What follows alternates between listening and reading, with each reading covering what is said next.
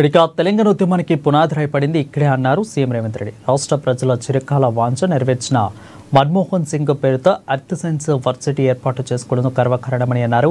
ఉమ్మడి ఖమ్మం జిల్లాలోని అన్ని సాగునీటి ప్రాజెక్టులను పూర్తి చేస్తామని అన్నారు. 10 ఏళ్ల కాలంలో ప్రాజెక్టులు పూర్తి కాలేదని మండిపడ్డారు.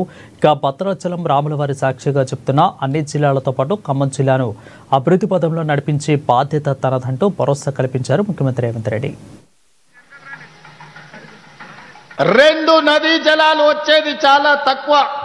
ఒక పక్కన కృష్ణా నది జలాలు, రెండో పక్కన గోదావరి జలాలతో ఖమ్మము బీళ్లు తడవాలి, ఖమ్మం జిల్లాలో పంటలు పండాలి, సిరులు కురవాలి అని మీ ప్రాంత ప్రాజెక్టులను పూర్తి చేయాలి అని మన ప్రభుత్వం నిర్ణయం తీసుకున్నది.